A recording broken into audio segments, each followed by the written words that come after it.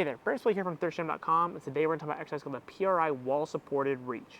For this exercise, what you're going to need is a small ball or object. A foam roller may work if you're in a pinch, pillow, yoga block, really something that you can put in between your legs and squeeze, and you're going to want a nice flat wall to put your back against. What we're going to do with the balls, we're just going to take it, we're going to place it in between our thighs, so you can put it as low as you want your knees, but I have a rather smaller ball, so I'm going up higher in my groin. But the key is you want to make sure that you're able to squeeze it. And we don't want to squeeze it hard. We're talking about a 3 or 4 out of 10 at the absolute most. And then our feet, we're going to bring them about 6 to 10, 6 to 12 inches away from the wall. Really kind of depending upon how tall you are and how able you're able to tuck your pelvis. But you just want to make sure that you've got a little bit of space away from the wall. They're going to be even. Toes are going to be directly forward. Feet are in line with my hips. From here, I got my low back or butt up against the wall, and the key thing here is to make sure that my low back is flat. So I want to take my pelvis and tilt it posteriorly, or bring my belt buckle towards my face, and then from this position, I'm squeezing the ball, I'm feeling my whole foot contact. So I not only want to feel like the inner part of my foot, I want to feel my big toe and my heels. From here, with my low back up against the wall, I'm going to take my hands, and I'm going to reach straight forward, okay? I prefer to have my hands at a relatively neutral position. I don't want to necessarily have them down, somewhat neutral, and then I'm going to lean forward to where my upper back is off the wall, okay? So I want to make sure that basically my thoracic, or in my case, my mid-back down is against the wall all the way down to my tailbone as I tucked that pelvis, reach forward, and then from this position, I'm going to take a big breath in through my nose, out through my mouth. As I exhale, I want to make sure I continue to reach. And I'm reaching not straight in front of me, I'm reaching down slightly, probably about a 30-degree angle or so. I'm kind of reaching at the same angle as my thighs, in through my nose, out through my mouth, and exhale. In through my nose, out through my mouth. Good long exhale, feeling heels, whole foot, squeezing that ball 2 or 3 out of 10, and really trying to reach forward. Now, this exercise, what it's going to do is help teach you how to get your pelvis back underneath you, okay? So if you're in an anterior pelvic tilt, we're going to bring it back behind us. It's going to help us find our whole foot contacts, okay? Your back should be completely relaxed.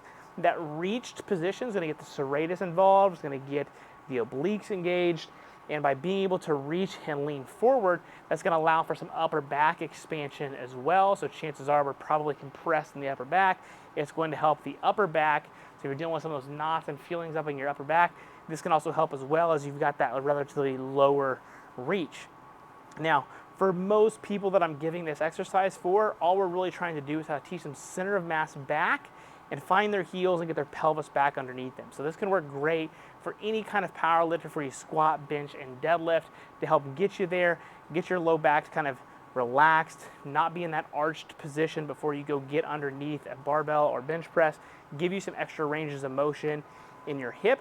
I also really like this for athletes just to help them have a feedback mechanism. The wall is a great feedback mechanism because you can actually tell when your pelvis is posteriorly underneath you. Many people get stuck in this position and they have a hard time figuring it out, where with that wall, I can take my hand, or you can take your own hand, and actually shift your pelvis back, and you'll be able to find that position much easier. This also is a great way to integrate this into a standing position. So while many breathing drills I do like, we're on the ground, and for some people we need the ground to be able to make things easier for them. But if we're trying to transition this again up into a standing position, I work with many athletes and strength athletes that we do a lot of stuff from our feet, so we want to make sure that everything that we feel can translate that to what we're doing in sport. So you can do this before your training, after your training, at home, before you go to bed. You can really implement it anywhere into your training program. I really would recommend doing it before your training program, and after your program would be the 2 big places, and just focusing on 5 good quality breaths. And if it happens to be after training or at home, you can do 2, 3, 4, maybe even 5 sets of 5 breaths.